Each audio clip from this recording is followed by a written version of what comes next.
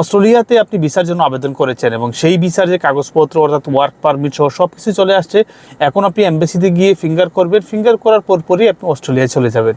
যে বেশ কয়েকজন প্রবাসী গত সপ্তাহে আমার সঙ্গে যোগাযোগ করেছেন যে ভাই, আমি কোনো একজন ব্যক্তির মাধ্যমে আমি অস্ট্রেলিয়া যাওয়ার জন্য পেপার জমা দিয়েছি এবং তিনি আমাকে একটি ওয়ার্ক পারমিট দিয়েছেন, যেটা আমি আপনাকে স্ক্রিনে দেখিয়ে দিয়েছি। তো এই ধরনের ওয়ার্ক পারমিট আমাদের কাছে দিয়েছেন এবং আমাদের কাছ থেকে বেশ মোটা অঙ্কের টাকা হাতিয়ে নিয়েছেন। হাতিয়ে বলতে গেলে আমরাই ওনাকে দিয়েছি, কেননা উনি আমাকে অস্ট্রেলিয়া পাঠাবেন। শুধু অস্ট্রেলিয়া নয়, কানাডা সহ বিভিন্ন দেশে পাঠানোর জন্য অনলাইনে বিভিন্ন অ্যাকাউন্ট রয়েছে, অর্থাৎ ফেসবুক, টিকটক, টুইটার এই সমস্ত অ্যাকাউন্ট থেকে আসলে ওনাদেরকে নক দিচ্ছে এবং নক দিয়ে বলা হচ্ছে যে আমাদের কাছে ভিসা রয়েছে, আপনি চাইলে সেখানে যেতে পারেন। দেখুন, বর্তমান সময় আপনারা অনেকেই জানেন যে অনলাইনে আসলে যেমন ভালো দিক রয়েছে তেমনি হাজার গুণ বেশি কিন্তু খারাপ দিকও রয়েছে। আমাদের প্রবাসীদের অসচেতনতার জন্য দেখা যাচ্ছে যে এক ধরনের প্রতারক চক্র গড়ে উঠছে সেখানে, এবং তারা আমাদেরকে প্রতিনিয়ত হচ্ছে বিভিন্ন ধরনের লোভনীয় অফার দিচ্ছে যে আপনি চাইলে আপনাকে আমরা অস্ট্রেলিয়া, ইউরোপের বিভিন্ন দেশে আমরা পাঠাতে পারি। যদিও ইউরোপের ক্ষেত্রে কিন্তু আমাদের মধ্যে একটা দুর্বলতা কাজ করে, যার ফলে দেখা যাচ্ছে আমরা যে কাউকে বিশ্বাস করে ফেলে। দেখা যাচ্ছে অনলাইনে যখনই কেউ আপনাকে নক দিল যে খুব কম টাকার ভিতরে আপনাকে ইউরোপে পাঠাতে পারবো বা অস্ট্রেলিয়াতে পাঠাতে পারবো, যেমন অস্ট্রেলিয়ার ক্ষেত্রে যেটি হয়েছে, আমাদেরকে এই সমস্ত প্রবাসীরা যেটি বলেছেন যে ভাই, আমাকে যখন নক দিল আমি আসলে কম টাকার ভিতরে যেতে যাচ্ছিলাম, বিভিন্ন সোর্স করছিলাম এবং অনেকে এমনও বলছেন যে আমি এর আগেও বিভিন্নভাবে প্রতারিত হয়েছি, কিন্তু দেখা গেছে অনলাইনে উনি আমাকে যে বিশ্বস্ততার জন্য যে সমস্ত ডকুমেন্টস ওনার দেওয়া প্রয়োজন আমাকে, সেগুলো উনি আমাকে ওনার যে ভোটার আইডি কার্ড বা অন্যান্য যে ডকুমেন্টসগুলো রয়েছে ওনার পরিচয় বহন করে সেগুলো আমাকে দিয়েছেন, যাতে করে আমি ওনাকে বিশ্বাস করি বা ট্রাস্ট করি এবং আমি এক পর্যায়ে ওনাকে আমার ডকুমেন্টসগুলোও দেই এবং উনি আমার কাছে যে ডিমান্ড করে সেই টাকাগুলো দেই। দেওয়ার পরে আমাকে কিন্তু উনি ওয়ার্ক পারমিটও দিয়েছে এবং যখনই এই ভদ্রলোক অস্ট্রেলিয়া যাওয়ার জন্য এম্বাসিতে যাচ্ছে, অর্থাৎ যে ওয়ার্ক পারমিটটা নিয়ে সে ভিসা ইস্যু করার জন্য এম্বাসিতে যাচ্ছে, তখন কিন্তু তাকে বলা হচ্ছে যে আপনার যে ওয়ার্ক পারমিটটা রয়েছে সেটি কিন্তু ফেক। কেননা দেখা যাচ্ছে এক ধরনের প্রতারক চক্র, আমি আগেই বলেছি অনলাইনে কিন্তু যেমন ভালো দিক রয়েছে তেমন হাজার গুণ কিন্তু খারাপ দিকও রয়েছে।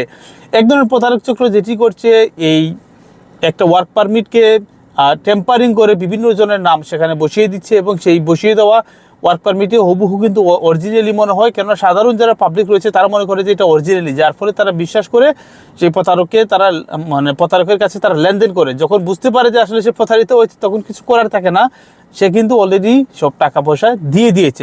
তো আপনাদের উদ্দেশ্য বলতে চাই, অনলাইনে কেউ যদি আপনাকে বলে যে আমার কাছে ভিসা রয়েছে বা ওয়ার্ক পারমিট রয়েছে বা আমি আপনাকে এই দেশে অমুক দেশে তমুক দেশে পাঠাতে পারবো, ভাই সবই কিছু ভুয়া। আপনি যদি একান্ত যেতে চান সেক্ষেত্রে ট্রাস্টেড কোনো এজেন্সির সাথে আপনি যোগাযোগ করতে পারেন। কুয়েতে যদি থেকে থাকেন, কুয়েতে অনেক ট্রাস্টেড এজেন্সি রয়েছে, যদি সে আপনাকে সেখানে পৌঁছাতে নাও পারে সেক্ষেত্রে অন্তত আপনি টাকাটা রিফান্ড পাবেন। কিন্তু দেখেন ভাই, আপনি অনলাইনে যখন কারো কাছ থেকে তাকে চিনেন না, জানেন না, কারো কাছে আপনার ডকুমেন্টস দিলেন এবং সে আপনাকে একটা ওয়ার্ক পারমিট ধরিয়ে দিল যে আপনি এটা আপনার ওয়ার্ক পারমিট বা এটা আপনার ভিসা, এটা দিয়ে আপনি অস্ট্রেলিয়া বা ইউরোপ যেতে পারবেন, সেক্ষেত্রে কিন্তু ভাই কিছু করার থাকে না। তো অনেক পাবলিক বলেন যে ভাই আমাকে একটু এমবেসির একটু সহায়তা দেন, আমি প্রতারিত হয়েছি।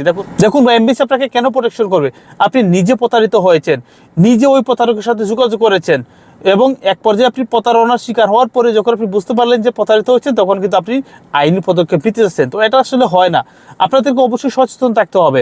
আপনি প্রতারিত হওয়ার আগেই আপনাকে বুঝতে হবে যে আসলে আমি যার সাথে লেনদেন করছি বা যার সাথে আমার ডকুমেন্টসগুলো শেয়ার করছি সে আসলে কোন ট্রাস্টেড কিনা, বা সে আদৌ আমার ভালো করবে নাকি সে আমার মন্দর দিকটা আসলে বিবেচনা নিয়ে আমার সাথে প্রতারণা করবে।